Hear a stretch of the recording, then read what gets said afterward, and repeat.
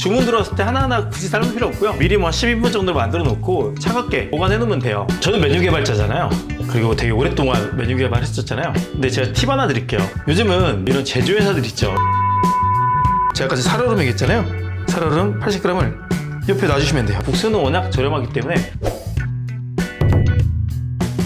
안녕하십니까, 장상 임사업입니다. 오늘 장인정신 시리즈는 신김치 비빔국수입니다. 여름이 다가오고 있는데 입맛이 많이 없잖아요. 입맛이 없는 분들을 위해서 신김치 비빔국수를 만드는 것을 보여드리도록 하겠습니다. 비빔국수는 굉장히 유명한 곳에서 만들고 있는 거거든요. 인기도 많은 비빔국수이기 때문에 한번 따라해 보시면요, 집에서도 분명히 좋아하실 거고요. 만약 매장을 운영하시는 분들이라면요, 신메뉴로 드셔도 충분히 고객들이 좋아할 것입니다. 시작해 보도록 하겠습니다. 사모님, 요즘 댓글에 사모님 배달 샵인샵 관련 문의가 엄청 많이 달리더라고요.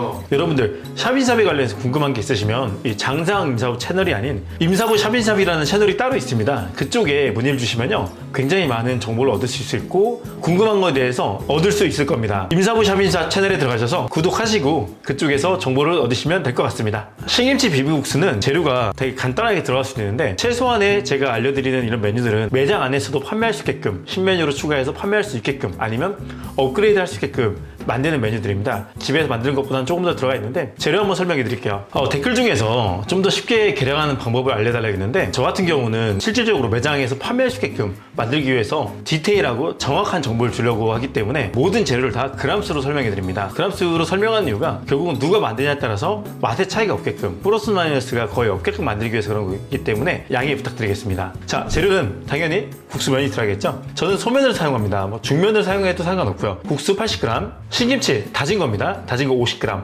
그리고 열무 30g, 쌈무입니다. 쌈무 30g. 비빔장인데, 비빔장 같은 경우는 브랜드를 아예 제가 말씀드릴게요. 브랜드는 고양이 비빔장이라고 했어요. 고양 비빔장 80g, 참기름, 자, 그리고 볶음깨가 2g 들어가고요. 냉면 육수입니다. 냉면 육수는 뭐 사골 써도 되고 동치미 육수를 써도 상관없는데, 냉면 육수 같은 경우는 제가 80g이 들어가는데 물로 넣는 건 아니고요. 얘는 냉동시켜서 깨가지고 살얼음 형태로 넣으시면 됩니다. 80g, 양파 슬라이스 30g, 오이채 30g, 김입니다. 김가루인데 김가루 2g이 들어갔는데, 우리가 밥반찬으로 먹는 김 있잖아요, 4장 정도 들어간다고 보시면 되고요. 계란 반 개가 들어갑니다. 재료 많아 보이는데 사실상은 재료가 이 정도 들어가야 판매했을 때 아니면 집에서 만들었을 때도 굉장히 만족스러운 맛이 나올 겁니다. 그럼 한번 만들어 보도록 하겠습니다. 면을 삶아줘야 하는데요, 소면은 3분에서 3분 30초 정도 삶으면 되는데, 저 같은 경우는 3분 30초를 삶습니다. 주문 들어왔을 때 하나하나 굳이 삶을 필요 없고요. 미리 뭐 12분 정도 만들어 놓고 차갑게 보관해 놓으면 돼요. 삶아놓은 것들요. 그리고 대신 겉면이 마르지 않게끔 키친타올이나 하얀색 행주 있잖아요,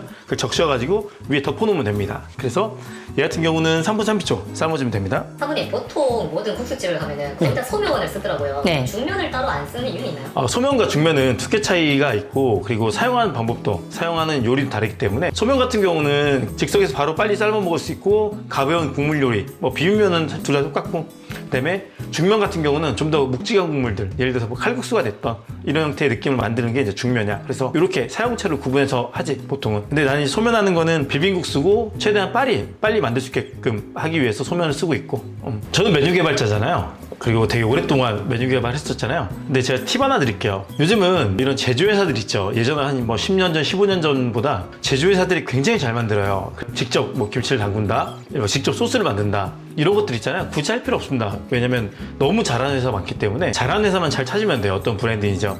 그래서 뭐 김치 같은 경우도 저도 사실상은 잘하는 회사 거 사서 신김치 만드는 경우도 있고, 그다음에 열무김치도 사실 제품이고요. 사실상은 다 제품이에요. 비빔장 같은 경우도 본인의 스타일이 있겠지만 요즘은 비빔장이 너무 잘 나오기 때문에 그 특정 브랜드들만 잘 찾아서 사용하면 분명히 쉽고 빠르게 만들 수가 있어요. 그래서 굳이 내가 하나하나 일일이 다 만든다 하면 오히려 재료비부터 시작해서 손해보는 게 많을 거예요. 그렇기 때문에 제가 웬만해서는 브랜드를 대부분 알려드립니다. 그래서 뭐 PPL을 하거나 돈을 받거나 하지는 않는데, 예전에 저희 사용했을 때 이 고양 비빔장이 제일 잘 맞더라고요. 편하게 하실 수 있게끔 알려드리는 겁니다. 만약에 제가 뭐 필요하시면 양념장 만드는 거 알려드릴 수 있는데, 사실상은 그 뭐 마늘 갈고 뭐 양파 갈고 사과 갈고 이런 시간들이 되게 오래 걸려요. 돈도 많이 들고요. 그럴 바에는 좋은 양념장이나 좋은 재료를 찾아서 구매하셔서 사용하는 게 훨씬 더 빠르고 맛있을 겁니다.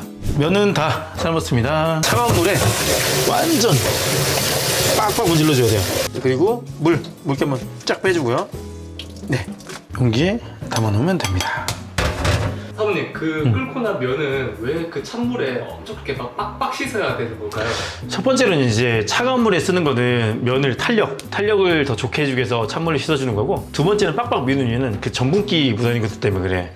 왜냐면 그게 있으면 나중에 먹잖아. 먹으면 끈적한 느낌들이 있어. 그래서 맛이 깔끔한 맛보다는 면이 막 후루루 막 이제 분리돼서 하나하나 정말 느끼는 그런 면이 아니라 전분기가 많으면 끈적한 느낌이야. 그래서 맛도 이런 깔끔한 양념들이 들어갔을 때 오히려 그런 깔끔한 맛을 느낄 수가 없어. 그렇기 때문에 항상 차가운 물, 오히려 얼음물이면 더 좋아. 마지막에 우리 냉면 같은 경우도 그렇잖아. 혹시 냉면집 가보면 이렇게 냉면 삶고 난 다음에 씻고 나서 되게 차가운 그 육수통이 따로 있어. 거기다 담갔다 빼. 면에 탄력을 더 주기 위해서. 사람들이 별거 아닌 것 같지만 굉장히 중요한 것 중에 하나지. 그리고 또 계란을 또 물어보더라고. 신선한 계란은 사실상은 삶잖아. 뭐 우리가 뭐 소금을 넣거나 식초를 넣어도 아주 신선한 계란 같은 경우는 계란이 이렇게 예쁘게 잘 까지진 않더라고. 조금 시간이 된 것들은 잘 까져.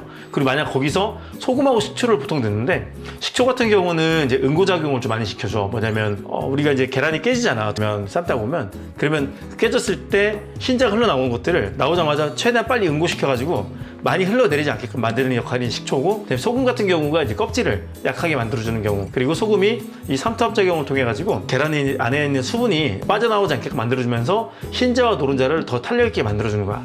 그래서 소금하고 식초는 보통 넣어주는 거지. 이렇게 저는 이제 냉면을 제가 하고 있잖아요. 그래서 계란을 정말 많이 쓰고 있는데, 이런 계란들이 막 그 상처 있으면 좀 고객 입장에 봤을 때는 별로 기분이 좋아 보이진 않는 것 같더라고요. 그렇기 때문에 식초와 그리고 소금을 꼭 넣어서 삶으시는 게 가장 좋고요.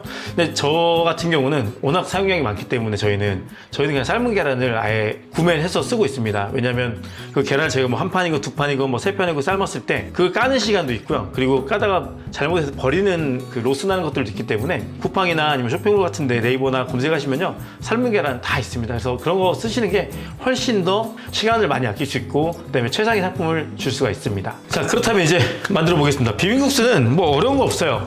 사실상은 뭐냐, 그냥 다 넣고 비비면 끝입니다. 네. 면 있잖아요. 면에 김치, 열무, 양파, 오이, 쌈무,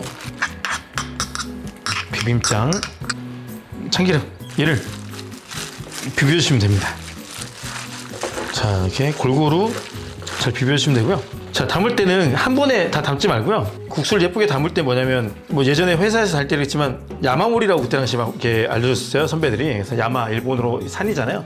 산처럼 쌓아서 담으라고 하는 건데, 이런 접시에다가 평평하게 쌓는 것보다 지금 보는 것처럼 이렇게 면 먼저 넣고요. 마지막에 이 야채들 재료들 있잖아요. 이 재료들을 위에다가 이렇게 쌓아서 올려주는 겁니다. 이렇게요. 예, 이렇게 올려주고요. 그리고 나서 김가루 위에 다 올려주시면 되고요. 그리고 깨를 듬뿍 넣으시면 됩니다. 깨 같은 경우는 한번 살짝 갈아가지고 쓰시는 게 훨씬 더 고소합니다. 마무리로는 그냥 먹었을 때는 뻑뻑해요. 어쨌든 그래서 육수, 제가 아까 살얼음 얘기했잖아요. 살얼음 80g을 옆에 놔주시면 돼요. 이렇게 하면 정말 맛있는 신김치 비빔국수가 되겠습니다. 이렇게 해서 굉장히 맛있는 시김치 비빔국수가 완성됐습니다. 얘 같은 경우는 정말 돈 주고 판매해도 되는 상품이기 때문에, 그래서 만약 매장에서 판매한다고 했을 때는 이 정도 퀄리티면 한 8,500원 정도는 받을 수 있다고 저는 생각하고 있고요. 그리고 원가 같은 경우는 국수는 워낙 저렴하기 때문에 거의 2,000원 정도 될 것 같아요, 원가 같은 경우는. 그래서 국수 같은 경우는 이렇게 판매했을 때 수익률이 굉장히 좋기 때문에 여러분들도 한번 꼭 만들어서 이번 여름에 신메뉴로 판매했으면 좋겠습니다. 지금까지 장상 임사부의 장인정신 레시피였습니다. 혹시 궁금한 게 있으시면요, 아래 댓글이나 저희 메일로 연락을 주시면요, 저희가 성심성의껏 답변 드리도록 하겠습니다. 감사합니다.